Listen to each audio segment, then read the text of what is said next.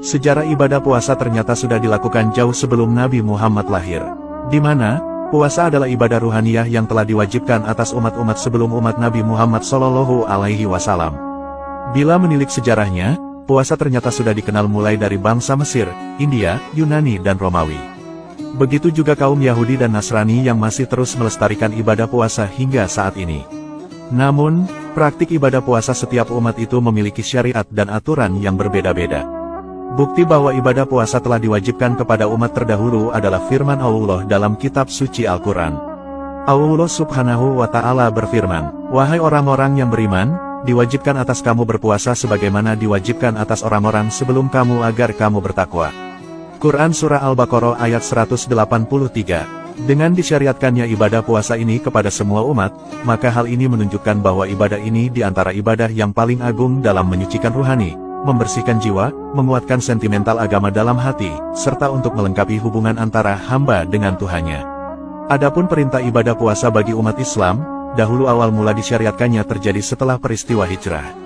Dikisahkan, dahulu ketika Nabi Muhammad hijrah dan tiba di Madinah, beliau lantas aktif menjalankan ibadah puasa Asyura 10 Muharram sebelum puasa Ramadan diwajibkan. Imam Bukhari dan Muslim meriwayatkan dari sahabat Ibnu Abbas radhiyallahu anhu. Dahulu ketika tiba di Madinah, Rasulullah menyaksikan umat Yahudi Madinah berpuasa Asyura. Nabi lantas bertanya, "Puasa apa?" Orang Yahudi menjawab, "Ini adalah hari Asyura, hari yang baik. Allah menyelamatkan Nabi Musa dan Bani Israel dari musuh mereka pada hari ini." Rasulullah kemudian juga ikut berpuasa Asyura dan memerintahkan sahabatnya untuk berpuasa Asyura. Nabi Muhammad bersabda, "Aku lebih berhak terhadap Nabi Musa daripada kalian." Adapun perintah puasa Ramadan, dahulu terjadi pada tahun kedua Hijriah, di mana Allah menurunkan surat Al-Baqarah ayat 183-185 sebagai perintah wajib puasa Ramadan. Setelah puasa Ramadan diwajibkan, Rasulullah lantas memberikan pilihan kepada sahabatnya untuk mengamalkan dan tidak mengamalkan puasa Asyura.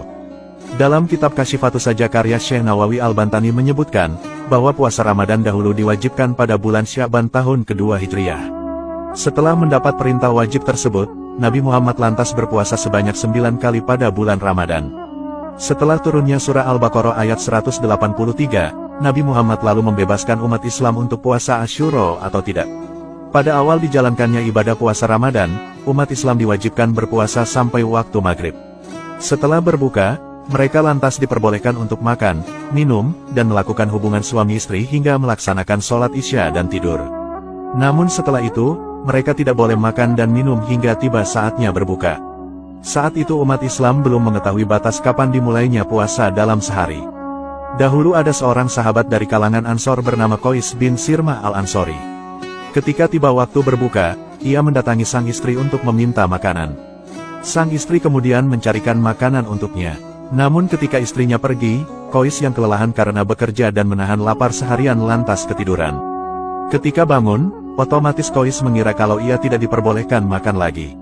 Ia mesti berpuasa hingga tiba waktu berbuka esok harinya. Qais kemudian kembali bekerja di lahannya. Tetapi saat bekerja, ia tiba-tiba pingsan sebelum tengah hari. Ia lantas mengadukan kejadian ini kepada Nabi Muhammad. Dari sinilah kemudian turun surah Al-Baqarah ayat 187. Dalam ayat tersebut, Allah lantas memperbolehkan umat Islam untuk makan, minum, dan berhubungan intim dengan para istrinya sepanjang malam di bulan Ramadan hingga terbitnya fajar. Awalnya, umat Islam diberikan pilihan antara mengerjakan puasa Ramadan dan membayar fidyah sebagai dendanya jika tidak melaksanakan puasa Ramadan. Hal ini sebagaimana disebutkan dalam Al-Quran Surat Al-Baqarah ayat 183-184. Surat Al-Baqarah ayat 184 secara jelas memberikan pilihan kepada umat Islam yang mampu melakukan puasa untuk berpuasa atau membayar fidyah sekiranya ia memiliki beban atau kesulitan tambahan, yaitu memberikan makan kepada fakir miskin setiap harinya. Meski demikian, pilihan puasa tetap lebih baik daripada membayar fidyah. Ketika masyarakat telah terbiasa dengan ibadah puasa, Al-Quran lantas menghapus pilihan fidyah tersebut melalui surat Al-Baqarah ayat 185. Kemudian, Al-Quran lantas mewajibkan puasa Ramadan bagi mereka yang sehat dan mampu setelah sebelumnya memberikan pilihan kepada mereka untuk berpuasa atau menggantinya dengan membayar fidyah. Ibadah puasa ternyata sudah ada jauh sebelum Al-Quran diturunkan. Umat terdahulu yang bertauhid telah menjalankan ibadah puasa sebagai ritual pembersihan diri.